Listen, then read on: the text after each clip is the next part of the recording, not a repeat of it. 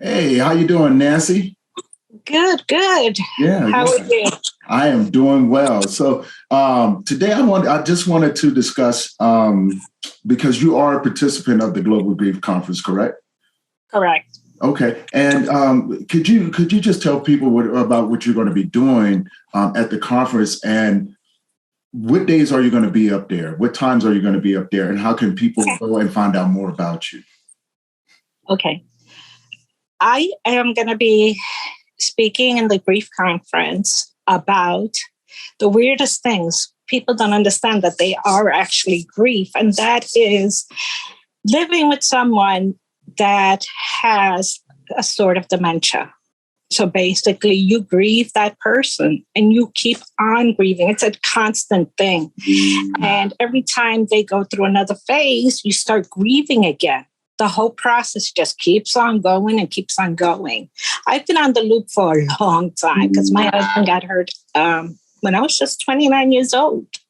So I kind of learned it really hard on what to do with traumatic brain injuries.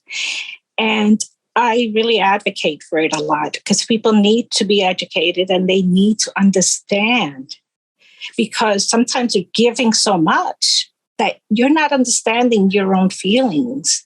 And if I would have known then what I know now, it's like I would have handled the whole situation differently. And that's why it's so passionate to me to speak to other people that are just starting their journey, because that's a grief. It's grief. People don't understand it, but that's exactly what you're going to be going through. You will grieve that person that was. Right. And the second one I'm going to do, that one is at 7:00 on Friday, the 29th. And I'm going to do one on Sunday at 7:00 also. And that 7 p.m. And that one is going to be about the loss of health and grieving kind of yourself. You're grieving all the things that you used to do and you can't do anymore. And when it comes to a chronic illness, every time you take a turn, again, you're going to reopen up the whole thing, because you're going to keep on grieving A, and then you have to grieve B, and then you got to grieve C. Mm-hmm. And it's a delicate process, and people really don't understand how hard it is to not be able to do things. And it's a challenge to try to educate people, because it's not that anyone wants to be sick, because nobody wants to be sick unless, I know some people, but really no, not this way, it's like, no, but I want people to understand and be better educated at being there for people that are going through it, because being the actual person that's having to go through it and losing the ability to walk or your hands or anything, and being in bed. I've been in bed more this year than I've been out of bed, and that's unacceptable, but I can't control that.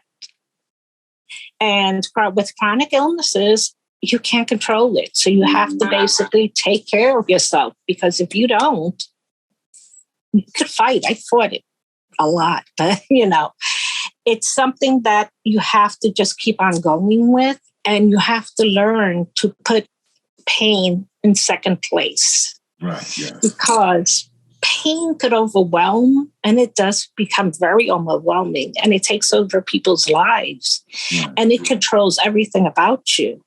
So it's so important for you to put yourself up there, learn, whether it's through spiritual awareness, whether it's being educated on what's happening to you, whether it's a support group, whichever way, it's learning to accept and move forward, because you can't change the past. And as much as we want to, we lose years out of the life. I turned back the other day and it's like, I lost 20 years. Where did it go? 20 years. That's a long time. This is very true. And I realized that when my son had a birthday and he was the age I was when I actually had my a back surgery, which started the whole thing. Okay. And I was like, oh my gosh, I was so young. But at the same time, I had to be a caretaker. And those juggling the caretaking and yourself, it's quite a challenge. And I know I'm not the only one going through that. Many people go through it. Yes, they do. Yes, they do. And yeah. Oh, no, and putting everything into perspective, which one belongs here and which one belongs there, and how much time am I going to spend on myself or on the other person. That's basically things I'm going to be talking about, because it's so important for you to have self-care. You know, I'll let you know all the things I messed up in that I regret, or I had to go through it. God has his mission for me. And I know he's not going to have me in pain for 20 years for nothing. Right. It's to share it. It's something that I know that I have to share it with other people. Exactly. It's a learning experience. It's a humbling experience if you're not humble. But it's everything about it. And sometimes God has bigger plans for us. And we have to kind of accept the plans that he has and not try to kind of fight with it. It's like that fighting, because your mind will never be at ease. Very true. And ultimately, the mind has got to grieve and move on. Yeah, you could grieve again and move on, but you have to do it. Start doing the process and just go for it. And you do it as many times as you have to. It's okay, but just do it, because grieving is hard, but no one wants to stay in the grieving state. That's very true. Now, I do have a question. What can people expect when they come to your time slot to listen to you? What can people expect that you're going to be sharing with them? Like some of the tools, just a small bit of it. Okay. Well, with a TBI, traumatic brain injury, I will be educating people on exactly the brain, some of the brain, some of its functions, just to give a little anatomy on it, but understanding how the differences of a person's personality. And basically, you're living with a person, but that person has the same body, but it's another person. So it's like a person A and a person B, and understanding how to put them together, which it's really a difficult thing to do. But basically coming to peace with it and gaining some perspectives, a clearer vision, because I didn't have that. And that's what took me so long. And I want people to understand, hey, you need to know this. You need to understand you're not going to change that person. That person is not going to remember you, but don't take it personally, And with the head trauma, basically that's what I will be speaking about, the change in people, the person you love, the person you're caretaking, and taking care of yourself. So it's kind of a 2-in-1. Okay, I like that. Yeah, I like that. I'm definitely looking forward to seeing you present and teach other caregivers how to manage the grief that they're going through, and others who are going through the same thing that you're going through with dementia or, any sort of other head injury that a person may experience. So I'm really looking forward to that. And to those who are watching, Nancy is another amazing speaker that will be at the Global Grief Conference. Remember, we're here for you. And I want you to come and enjoy and be part of what we're doing. This is a weekend of learning or taking the first steps to healing. And just remember, all times are in Mountain Time. So her time is 7:00 Friday, correct? April 29th. Yeah. And then she's on again at 7:00 p.m. PM or AM? PM, and they're both in Central Time. And your time is Mountain Time is 5. It's 5. Okay, so she'll be on at 5:00 p.m. Mountain Time, 7:00 Central. Please check your local times to make sure that you are there to to not miss a moment of what everything that's going on. And we have many, many more participants. And I'm hoping that you guys are enjoying this and are excited about this weekend, because I know that we are. And so on top of that, we will be putting out a schedule. Just remember, we do have live podcasts. We have guest speakers. We have amazing grief educators. And Nancy is just one of so many other amazing people. So please, by all means, make sure that you register. If you're on Facebook, find us on Facebook. Go to events, find Global Grief Conference. Be sure to register there. Or you can go to our landing page at www.reimagine.org and look up Global Grief Conference, and there will find everyone, their websites, and what they will be presenting, the times that they're up there, and so much more. So until next time, or see you guys April 29th, 6 a.m. Mountain Time. And we will be going for the next 72 hours after that till May 2nd, 6 a.m. Mountain Time. So love you guys, and I hope you guys enjoyed this. Nancy, thank you again for bringing this to the table. Thank you. I'm looking forward to it. I'm looking forward. There's some amazing people in this group. Yeah. It's awesome. It's going to be great. It's going to be awesome. Before we go, how can people find you? Like your social media, your website, or anything like that? The Pain Truth Coach is usually probably the best, and that is on Facebook. I have a site. It's sosrn.com. If they want to go into my website, and they could find me there. They could find me any of the groups that are attached to We Got to Be Real. Okay. So there are a couple of ways they could get me, but the Pain Truth Coach is usually the best bet, or sosrn.com. Awesome.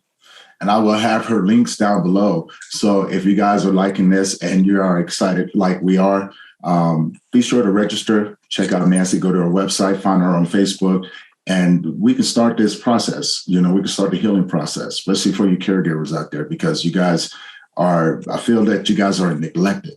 And this is a perfect opportunity for you to meet someone who has walked that path and is still walking that path and is willing to come and share these tools with you. So these are episodes that you don't want to miss. And so just remember, she's going to be on 5 p.m. Mountain Time, 7 p.m. Central, on both April 29th and May 1st, which is that Sunday, 5 p.m. Mountain Time, 7 p.m.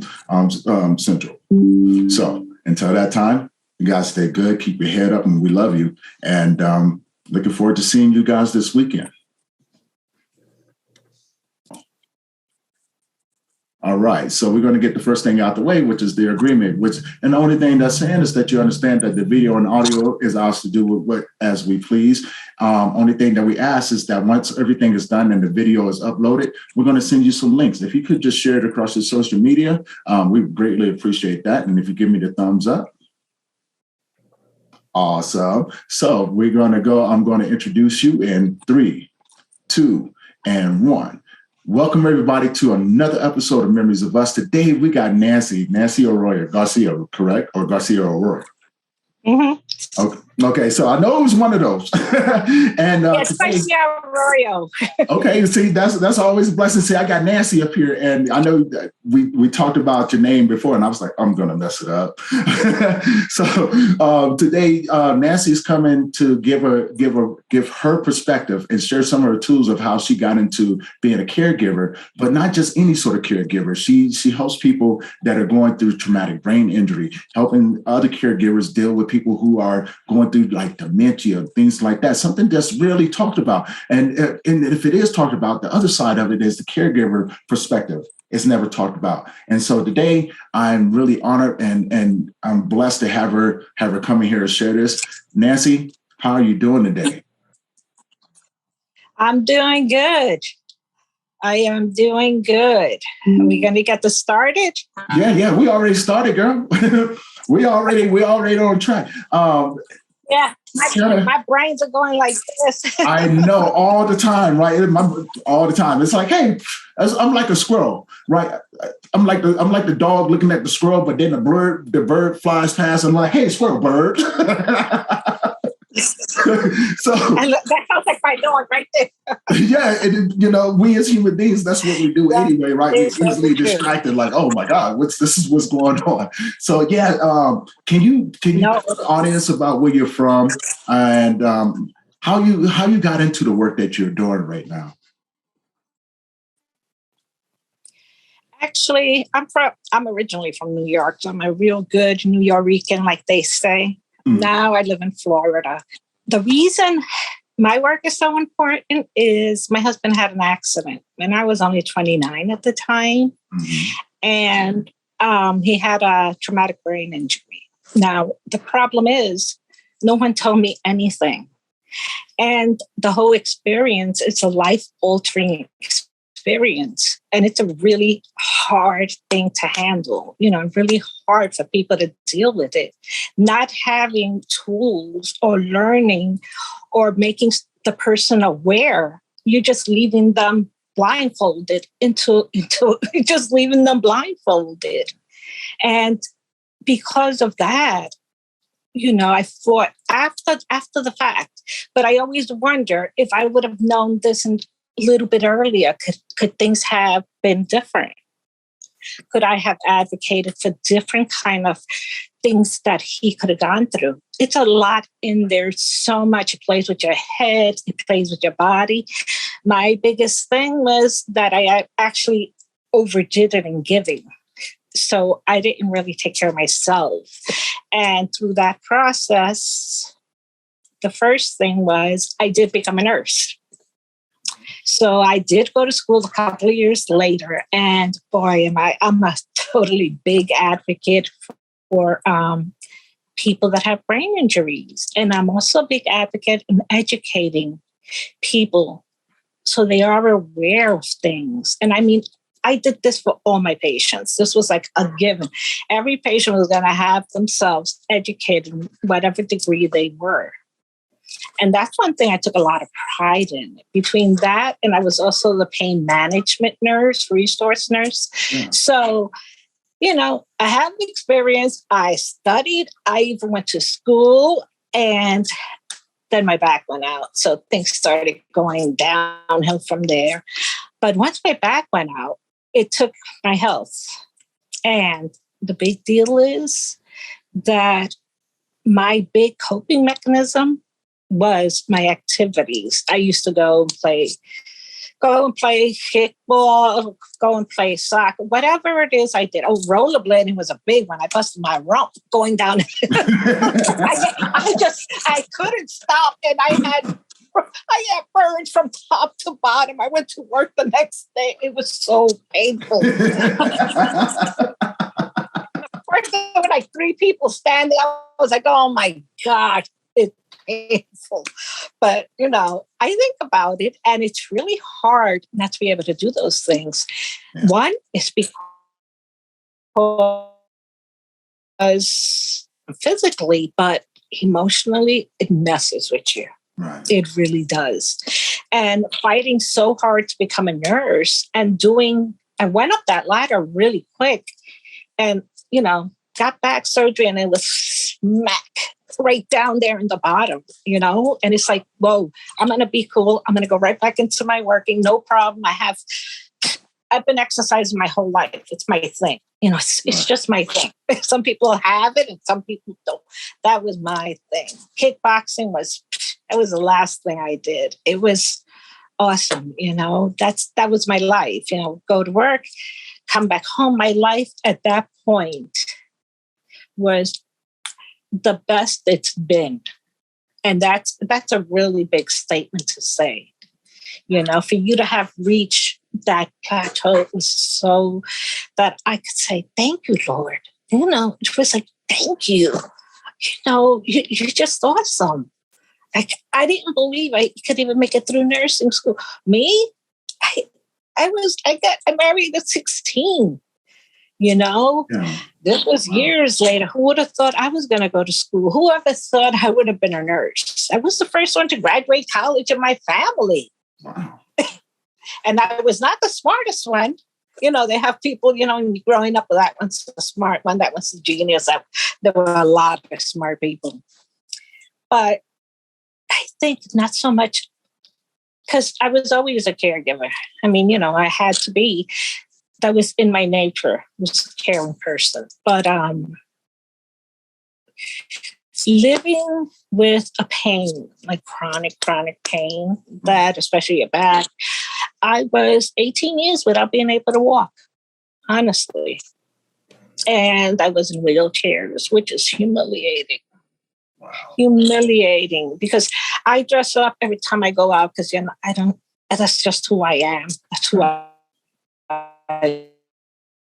always been. You hear you don't look sick. You're not sick. Why? And you're underneath people's head, and it's kind of like you're down there, and it's bad enough. Not feeling good to begin with. I have like really feeling. So you're in a wheelchair, through there, and people, and you're feeling down. So that like multiplies. Everything just multiplied.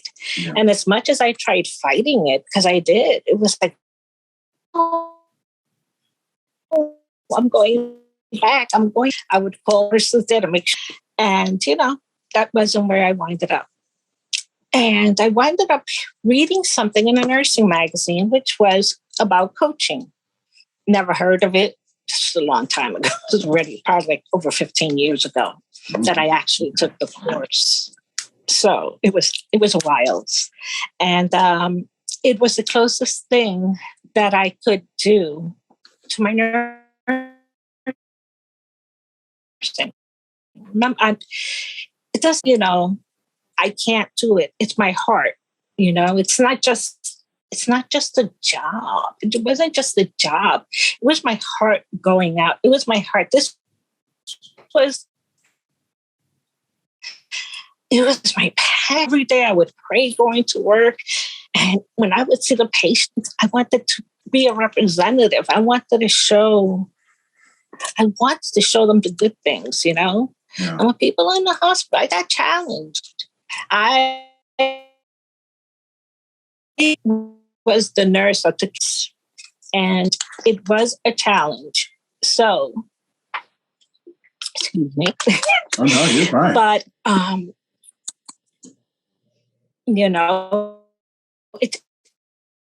it's everything in life. So that 15 years ago, and I've been working on that, and little by little, And the secondary to that is, since the situation at home, being a caregiver, but CBI, they're pretty down. They're downers. They're not the happiest people.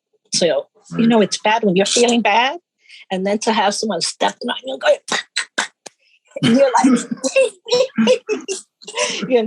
it's like, whoa, no, that's not me. I mean, I became somebody. I was like, who the heck is this down person? It's like, years worth of it. It was like, gosh, that's not me. I was always known for smiling. That was my big thing, when I was growing up, and just because somebody else is like that, you don't want to be put there because it's down.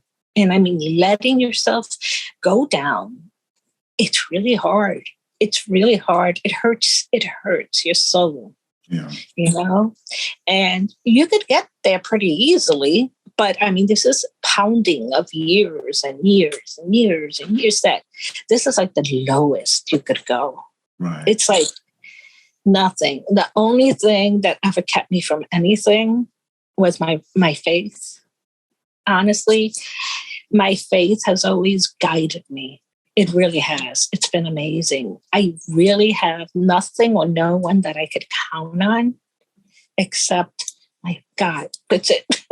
That's like, whoa, I have like a little direct number because it's like always, Yeah. And it's very important for that spirituality for you to have something that's higher than you, something that's higher than everyone, something that's like the ultimate, it's like the alpha, like they say. But with my whole life, that has been my guidance all through it. I don't know how I made it through nursing school. God was there.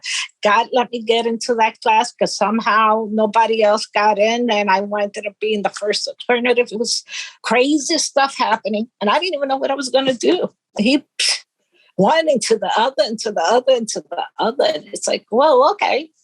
So now I'm here, and I'm still the caretaker, and I fight for them because a lot of times they actually get that bump every place they go, and they don't take care of themselves. Right. And it's so important because either you're going to get burnout or you're just not going to care. And either way, it's not a good position to be in, kind of. If you're a caregiver in general and you get burned out, what's going to happen? You're going to get sick. Trust me, you're going to get sick. And stress itself does so much damage to the body. It really does. And ultimately, it's going to affect you as a person, which I know from experience. But, it's all like a big circle. It'll continue and continue and continue. And you have to just take control at some point. Mm-hmm. Not that you want to, but that's your position and you have to. You just have to. You can't keep yourself blind because people just have an illusion that things are just going to happen. Things are just going to get better, or everything's going to change. And it's like, sometimes you got to say it doesn't work that way because people often think that as well. And I'm just like, no, whatever you think that is going to happen is just not, it's not going to be that way. I mean, we can have that in our head, especially as a caregiver. And I've talked to other caregivers as well. Some real good friends of mine, and they say the same thing. Like, you have to take care of yourself because you can't be any good to anyone else if you're not good to yourself. And I think the biggest problem is that we get so wrapped up into serving, right? That we forget, or time goes past and then we forget those little techniques that we've learned. And it's like, and then about it, like, I'm guilty of that as well. I've been caught like that as well. Like, oh man, I forgot everything that I was learning because I allowed myself not to take care of myself. And, it was detrimental. It was like, whoa, I'm gonna have to back up a little bit.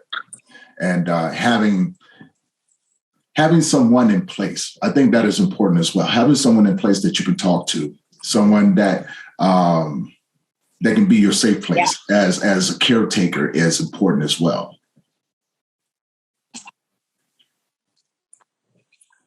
Yeah. Yeah. And when you're a caretaker, or let's say you're not working outside your home, but you're still the caretaker, then they get a little bit more slamming because no one really understands what's happening behind closed doors. Right. And people say things that are very hurtful, and I just get surprised. It's like, really? It's like, I never asked you for anything. How can you speak about me? How can you be so cold, And the comments, and it's like, whoa, are you crazy? You know what I would give to go back to the way I was? Yeah. I mean, it's like, I would give up a lot. And it's, come on, I ended up having my both knees replaced. Whoa. In my 50s, and I have total knee replacements. Wow. And I'm really happy I could walk. Very happy. After 18 years, it was kind of like 18 more or less that I was in the wheelchair because of the pain. So now I took care of the knees.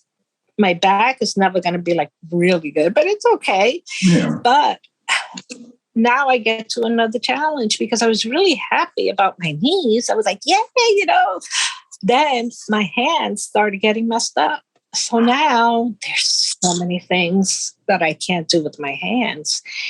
And because of the rheumatoid and the osteoarthritis, it's not going to get fixed. I mean, it's not going to go away. And little by little, I see my fingers shaping different ways. I already had screws put in one hand. you know? And I had quite a bit of surgeries in the hands anyway. They were surgeries that I had because the pain was so unbearable. Wow. Not because I wanted to have surgery. And people have a misconception there. First of all, a doctor's not going to give you surgery for no reason, you know? And That's true. second of all, yeah, it's like, well, don't you see this? It's like, these all got screws. I mean, do I have to, how much more? Why do I have to be a victim? You're, a victim for those words or for the sake of the family members or for other people that are just ignorant. Because they don't understand. And no, you shouldn't be a victim, and you don't have to be a victim, because when we talk about grief, we already, and this is why I say don't take it personal. It's not personal. Just like how we sit down and talk. I understand totally everything of what you're saying because we speak the same language. When we're talking about grief and trauma and the things and how it affects us as grief workers, by the ways of we get so wrapped up into taking care of everyone else, we forget to take care of ourselves. But we're human beings as well. And the problem is that everyone looks at us to be the strong one. Right. Oh, yeah. Yeah. So when we're going through it, since we're the strong one, we have to be making it up because you can't possibly be going through this. Right. You can't. No, you're making it up. You're making it up. I know you're making it up because you're not the one that goes through all of these things. So what's really going on with you? And we have to look at them and go, look, man, there's nothing special about me. I just understand things from a different perspective. Yeah. And, so just because you don't understand it or speak the same language that I do, or you disagree with what I say, I am okay with that. What is not okay is for you to criticize and try to victimize me because of what's going on with me. Like I'm trying to be transparent with you and you're thinking that I'm just making this up. And just like you said, doctors aren't going to give you surgery for no reason. They're not going to do it to satisfy you. They're not trying to cut into you for no reason. They're not going, oh, well, your hands are crooked because of the weather. There's really nothing. But if you want to satisfy, we'll go in there and make some little slits and move some stuff around for you. If that makes no, it doesn't happen that way. It really don't. Exactly. It doesn't happen that way. Like we tell people, we carry grief with us because grief has been the biggest lesson in our lives to get us to where we are. And when we don't allow that grief to be released or get moved through our body, well, it manifests itself. It does. And these are some of the effects that does happen. Like grief affects your body in so many ways, from your gut to your brain to your heart to everything. Like, what I'm saying? Like, and then you add stress on top of that. Yeah, of course, it's going to affect you. It's definitely going to affect you. So there's nothing about being a victim when it comes down to that. We do have to take care of ourselves. And then being a caregiver, you're doing physical work by helping someone and you constantly getting beat on by the people that you're trying to help, And it's like, no, don't. Caregivers don't get the respect that I feel that they need, right? They're the ones that, just because they're not the ones in the bed losing, that have lost their memory, and things like that. They think that, people just don't understand it. And I think that's the biggest reason why we have these conversations. So people do get the chance to understand it. We could put it out on the table because you never know. It can change somebody else's perspective to where, they don't have to necessarily agree with us, but maybe they take the time to go and educate themselves. So that's the key. Oh. You going to blank on me again? Yeah, wait up. I'm going to be 1 minute. I got to go get my plug. My phone went dead. Okay, not a problem. Not a problem. Okay.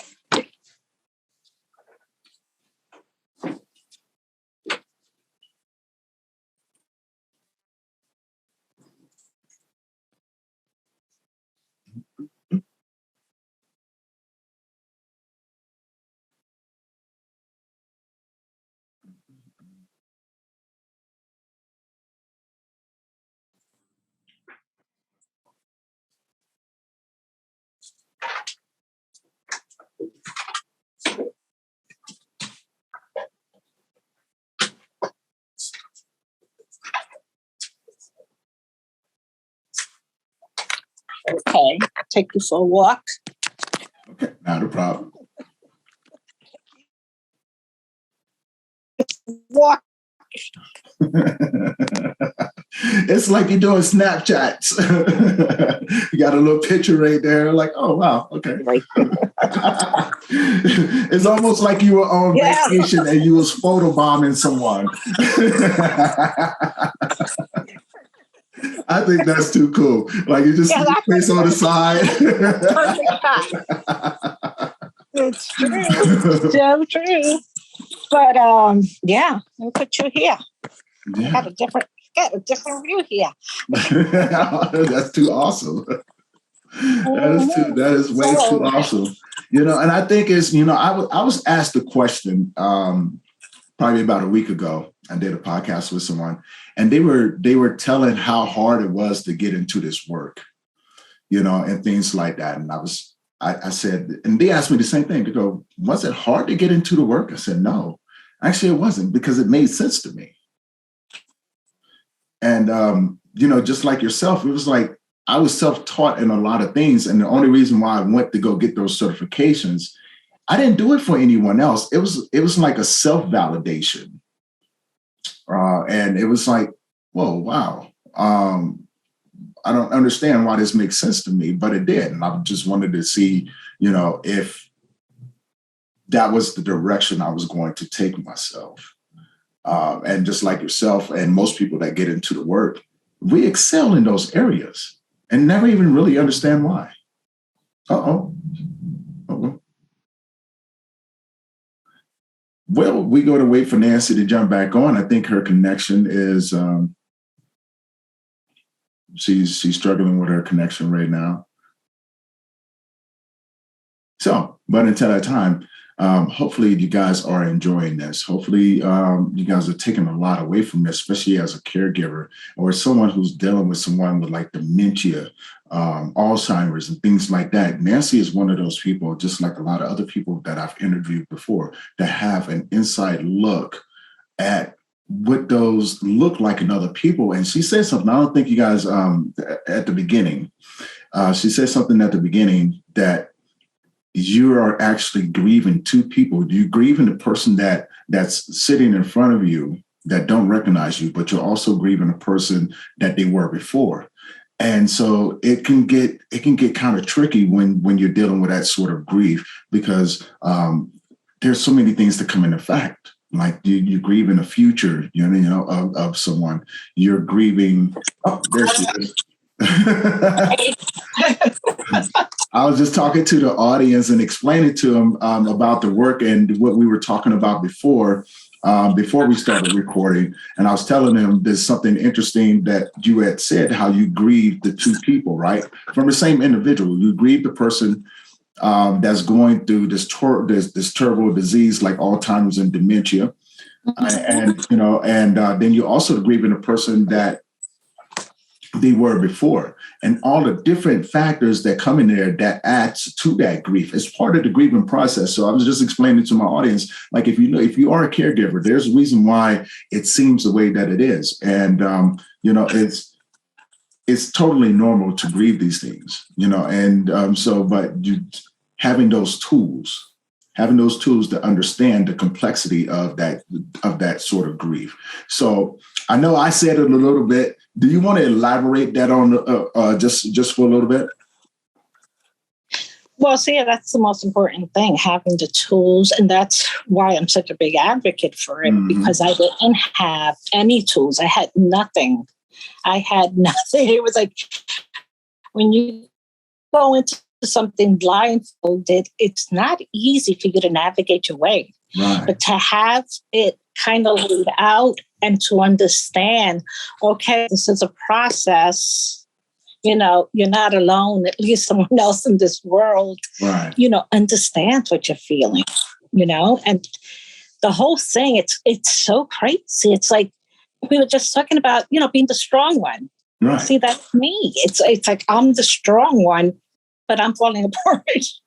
But I'm still, so it's like a contradictory thing. And you don't know what somebody's heart is feeling. You don't know. Nobody knows. And to just go out there and be a caretaker, no. People not all people are made for it. Right. And, that, and being forced to do it, because it's a loved one, you have no choice. Mm-hmm. And so they don't have it in them, and that's okay too. Then you're going to have to find someone, but, it's okay to have these feelings. It's okay to go through the emotions, and it's okay to grieve the loss of something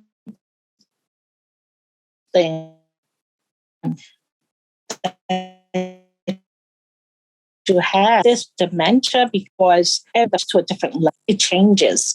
So that means you're going to grieve when their first step that maybe they say once in a while, they don't remember your name, to the point that's coming to the end that they don't remember they have no clue who you are. Right. And it hurts. You know what? It's not hurting them. And it's the truth.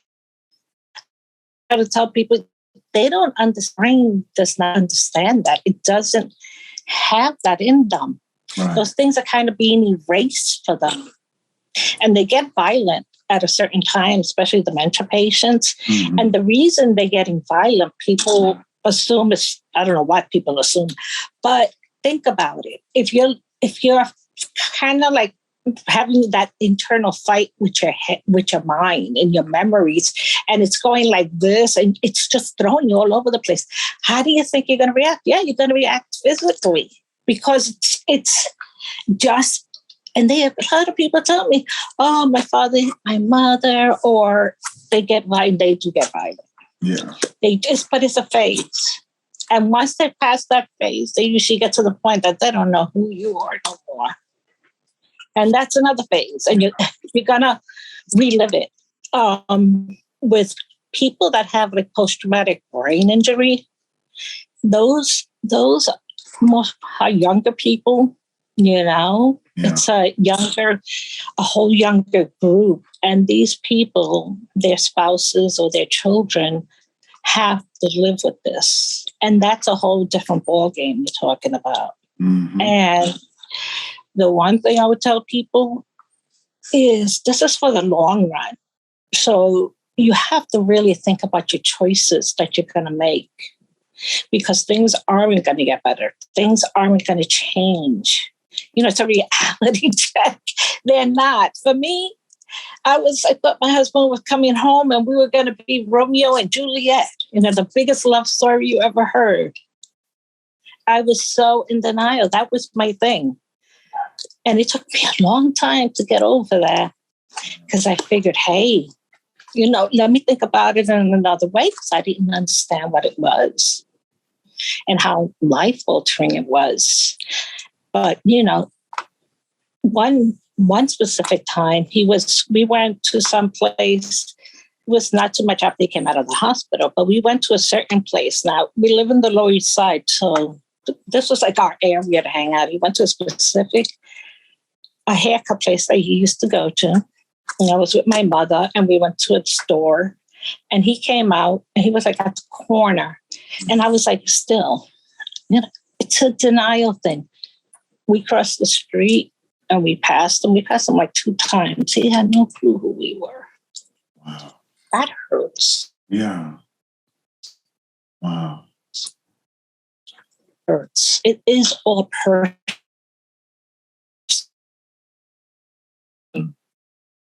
People deal with that personal aspect because it's harder to get to that level. They want to don't worry about it, get over it. People are very dismissive. And they don't want to get down to the nitty-gritty with somebody else. But the people that all the caregivers, all the grief counselors, they've been through life. They've had the circle, the eternal circle, like I say, that never ends. And they're strong in one way, but their heart is another thing. It's 2 different parts of them. Because what drove him to be that kind of coach were traumatic experiences. Yes. And that's what makes them so good at what they're doing. It's a give and take, and it's wonderful for people to do that. And it's like put their energy into something positive. Mm-hmm. Turn it around. Don't stay around saying poor me, poor me. Yeah, you could do that. Nobody's saying you can't.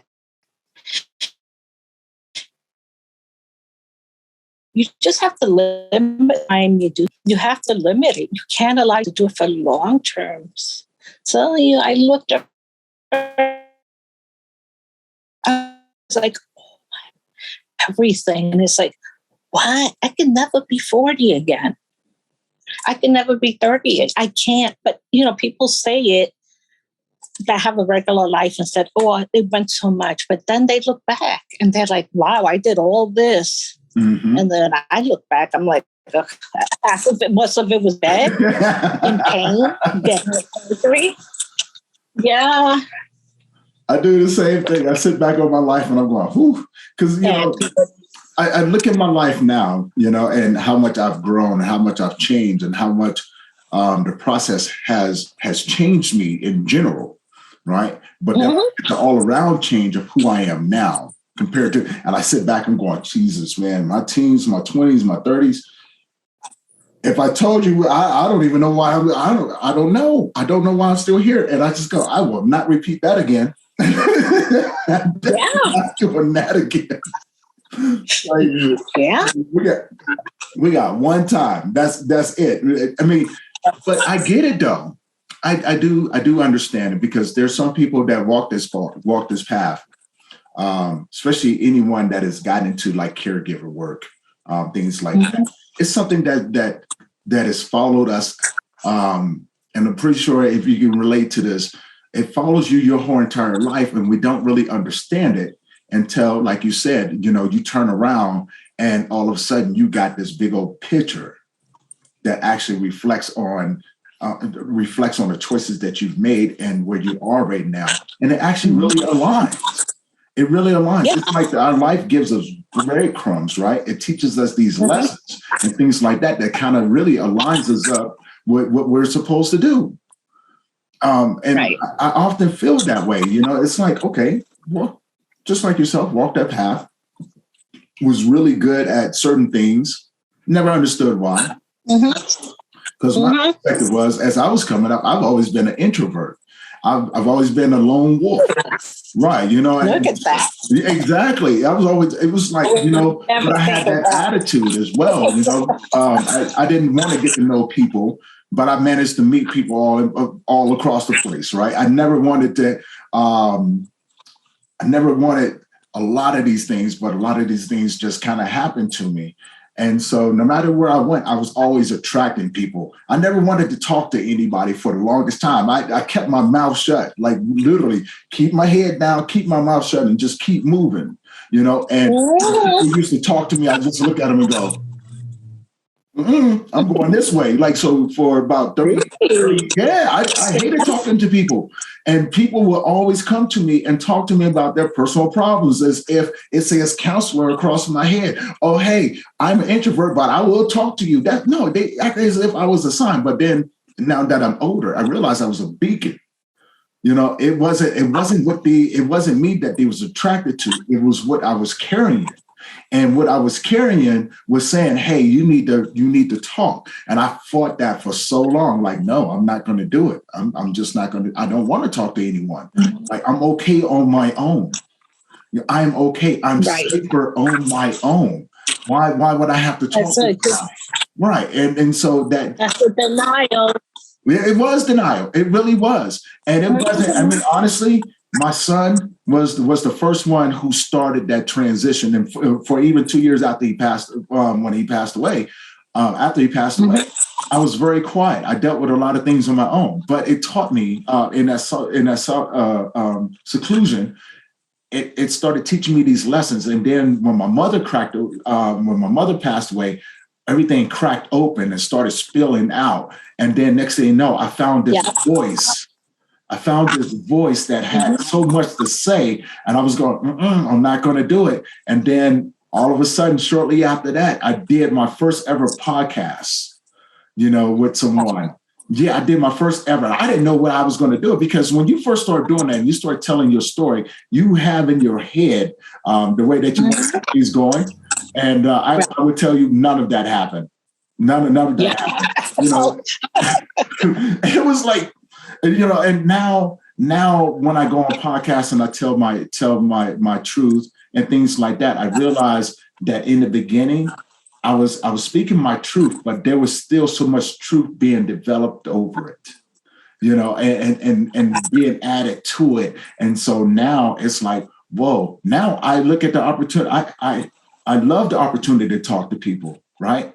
I love the opportunity to be able to go out and serve and things like that. But that also comes with the understanding I'm still an introvert. I still love my alone time.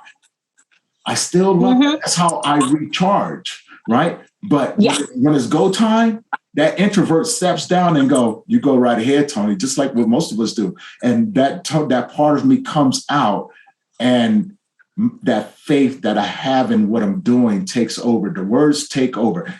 It's not me.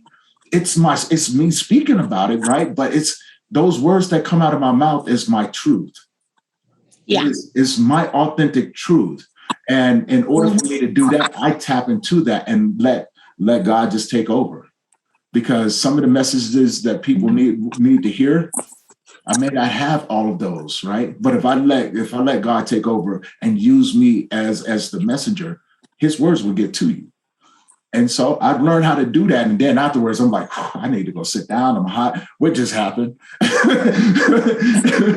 then I heard God laughing at me. And I have to ask him, like, what did you do? Like, no, what did you do? What have you gotten into me and got me into now? But there are sometimes I have to always ask him, like, okay, so not sure what you want to talk about today, but I'm going to make sure that is recorded so I know how to go back and look. So this is what we're going to do. It is, you know, but I would, again, it's one of those things I wouldn't change for the world, man. Of course, I would love to have my parents back. I would love to have my brother back. I would love to have my son back, you know, and all of those people that I've lost before. But, I can't even say but. I would say, and in that same sense, I'm glad that they're happy where they are. They're not suffering. They're not suffering. You know, they're not seeing the world the way that it is right now, and all the craziness that's going on, and everything. Yeah. And I know, and you know, and just probably just as well as you do, like I will see them again. You know, but until that time, I'm going to keep taking those next steps. I'm going to keep building platforms to help others come and figure out their own way as well, right? Because what's the purpose of building a platform if you don't invite people to come to stand on it with you? What's the purpose of going to the next step? If you you know, you got to reach back and help the next person come up there.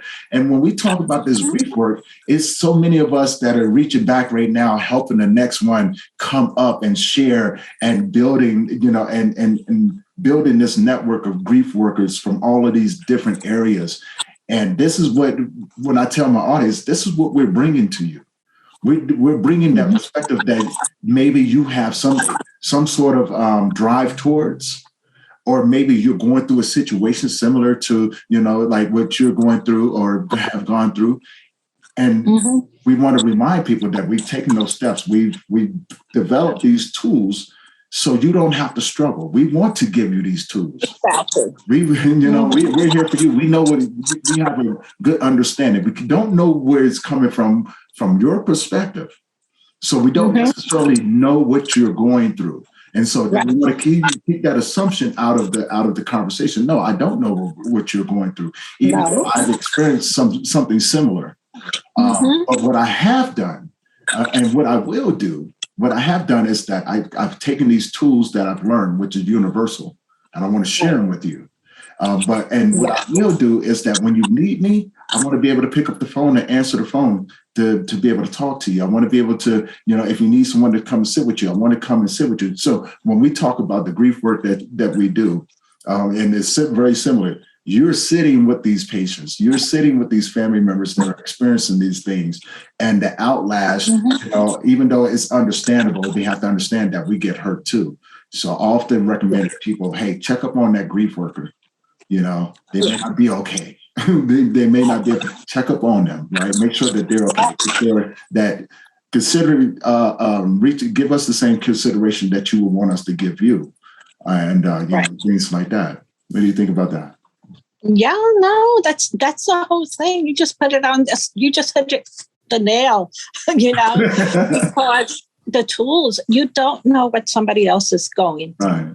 That's why you never assume it, which is like the worst thing people do. Right. Because strong people, let's just say the strong people, I can guarantee you, they're the ones that are hurting real bad. Yeah. They just fake it better. It's who fakes it better. It's not who has the most problems. It's who's better at faking it. Right. But that faking, you're not helping yourself. And that faking, you're just walking the pace. It feels kind of like you're living in a gray area. You're not in the black and you're not in the white. You're in the gray. Just, you don't really care. That's it. You don't care about anything. And everything could go. It's just, you're going to be like in limbo. It's a limbo. It's like you're in limbo, actually. Yes. And unless you understand that somebody else understands, no, it's not exactly the same, but it could be pretty close. And talking to someone that has that experience, you're like, it's like sometimes like when I talk to you, it's like a relief because I don't feel like I have to justify things. Right. I don't feel that I have to explain things, because other times it's like almost like you got to explain things. And it was so bad actually explaining things that I even showed people x-rays. Why do I have to? Why? Because I'm the strong one? Yeah. I'm the strong one. So I have to show you x-rays of all the screws I have in my body at that time. Because my head wasn't there. I was living straight through that gray area. And a lot of people do live it. And they just, no, it's not exactly the same, but it's pretty darn close. And the real deep feelings that nobody wants to talk about, the deep ones, the ones you have in the back of your mind, the ugly ones, the ones that you're like, I don't even want this life anymore. Yeah. And I don't think people really understand that. Like, we understand it, okay? We understand it probably more in depth than most people. What we carry with us comes with a price. So, in order for us to understand it, we have to dive deep into those thoughts. And so when people ask me, do you still think about suicide? I go, yeah, I do. Yeah. I think, yeah. And they're surprised. They were like, oh my God, I don't want, you shouldn't be saying that, Tony. I go, no, you want me to talk about this. You don't want me to hold this in. But if you ask me the question, do I still think about it? Yes, I do. Do I act upon it? No. And they go, well, is there a reason why you keep thinking about this? I go, yes, of course, because I'm trying to understand it. I'm trying to understand it. And what we carry with us, that's one of the prices that we pay. You cannot talk about suicide if you don't think about it, right? If you have not experienced or walked that path, because you want to understand how did the next person get there. And so if I'm thinking about it, right, where am I at in my life that's making me think about this? You know what I'm saying? What part of me has given up? And so then when I explain, when I can get that through, just like when I'm talking to you, I don't have to explain it, right? You know what I'm saying? You actually understand.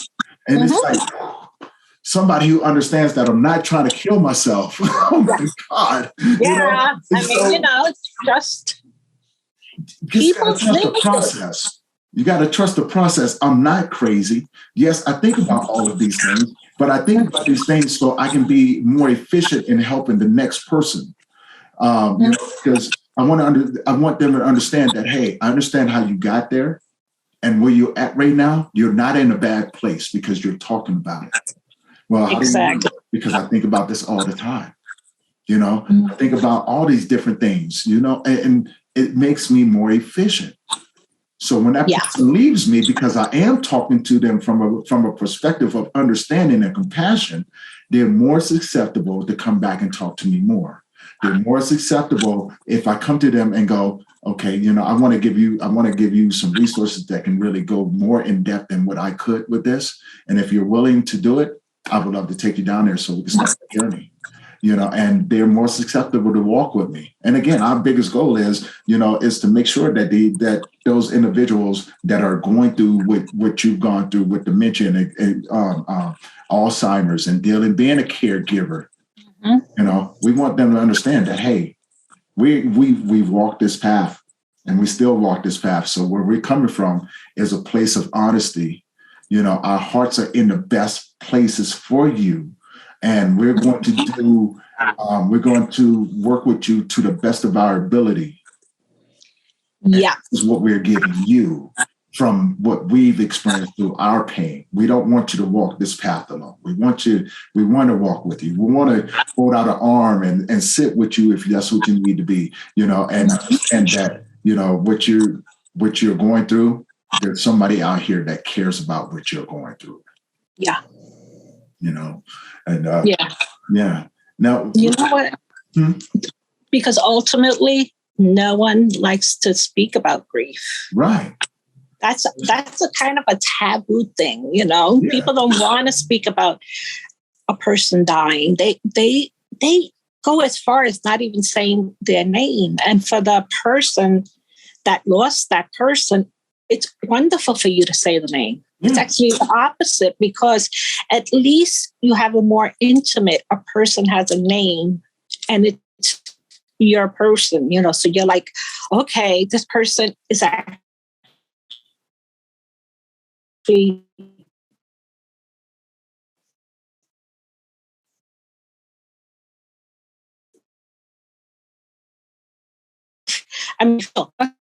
Oh no, you're fine. I think we're both freezing up on the same end. So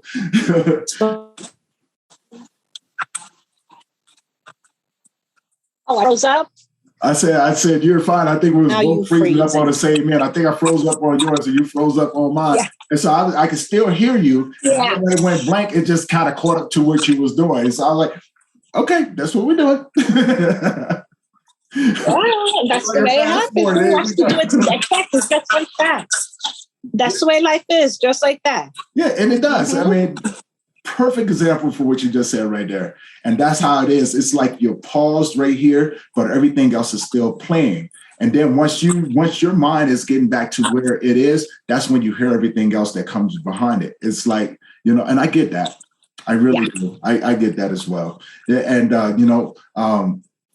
if you had any encouraging words for the audience that are going through something similar and walking that path, what would you tell them?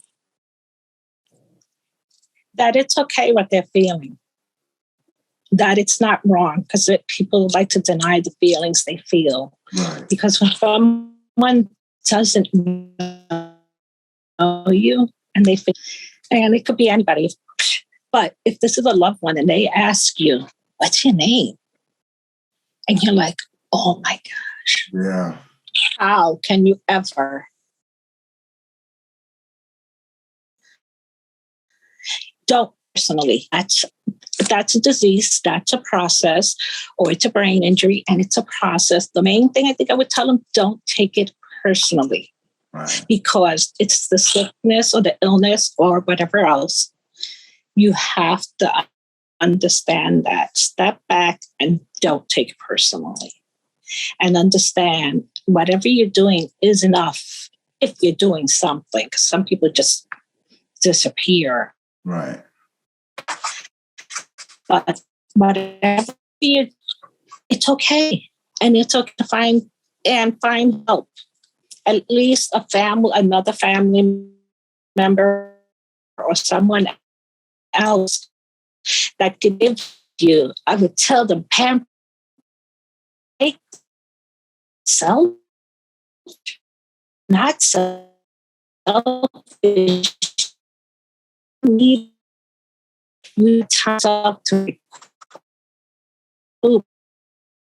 have situation is not going to get good. So that's why it's so important to love you a bit more and say, hey, it's okay what I'm doing. It's okay because it's a disease process and I'm okay. Just let it flow off and not taking it so personally because it's not personal. Right.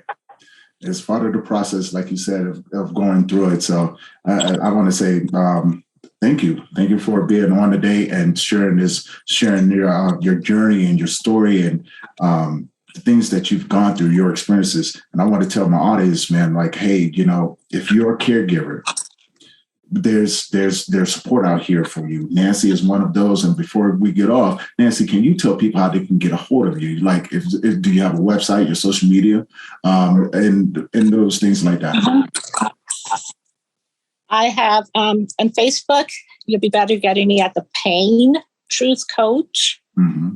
So check that out. We have a lot of things. Go back on it because it talks a lot about mental and depression and a lot of things that are truly important. I have SOSRN, which is a website. Mm-hmm. It has a lot of writing and a lot of explanations in the writing because I happen to write a lot on the feelings I was feeling at that time. Mm-hmm. So I have a lot of things that I put in there so to show and to help people understand it's okay. It's okay. You don't have to feel guilty for feeling that way. It's okay. Right. And where else? SOSRN.com is my website. So that would be your best bet. And the Pain Truth Coach. Awesome. At Facebook. Awesome.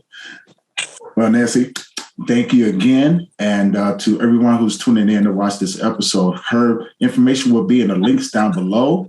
And I want to say thank you for tuning in for another episode of Memories of Us. And again, season 4. And look forward to a lot more great interviews coming. If you like this one, hit that subscribe button, hit that bell notification so you'll be notified when we drop new episodes. And also share with your family. Leave us a comment. Tell us how we can do better, or if you like this and you'd like to see more of this. Remember, your support is important, is as important to us. So it's just as well as the information that we're giving back to you. So until next time, you guys keep your head up. We love you. And remember, let's start to normalize the talk about grief and start to get the support that we need so we can start the healing process. Until next time, you guys be good.